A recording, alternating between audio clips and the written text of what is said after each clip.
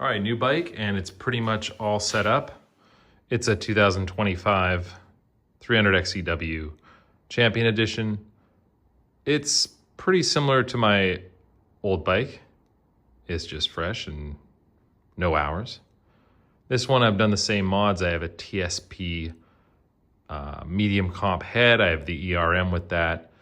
The Champion Edition came with a fan, so that's already on there. The rest is just protection. I have a spark arrestor. I have a shark fin protector. I have a billet Hinson clutch cover. I have deleted the oil pump for reliability and simplicity. This Nihilo Concepts billet piece here for extra protection. The Champion Edition came with the map switch. I added these OEM wrap guards and a Enduro Engineering larger brake tip. But the change this time is the skid plate, and the one I chose is this new one by SXS and Crosslink Components. Kind of a combination piece. So here's the SXS Crosslinks one versus the stock one. Now the stock one is a pretty good skid plate for an OEM skid plate, and is probably great for a lot of riders if you're not smashing into a whole bunch of stuff like me.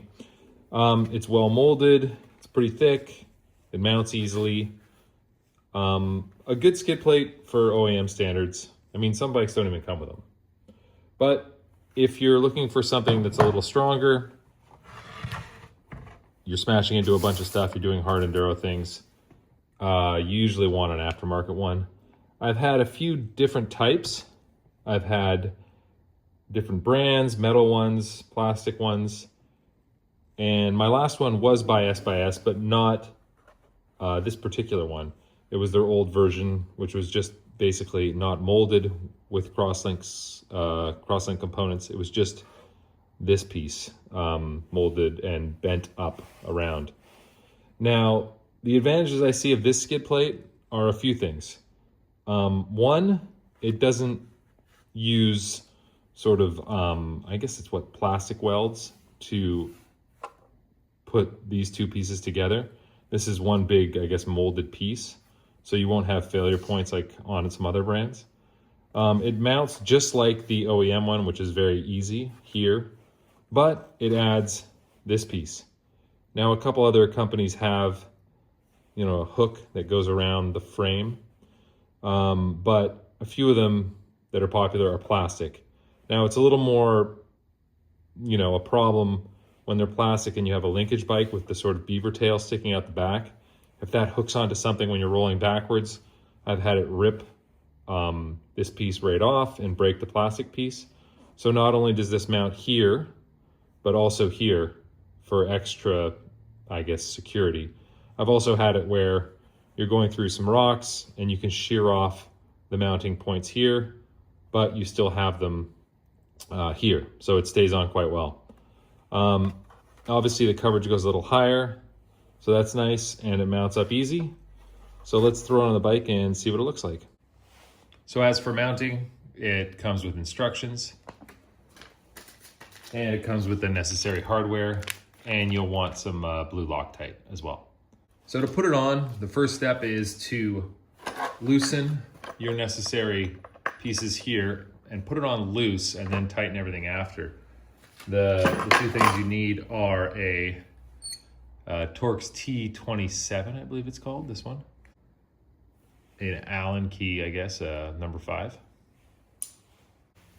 So a little bit of blue Loctite on everything.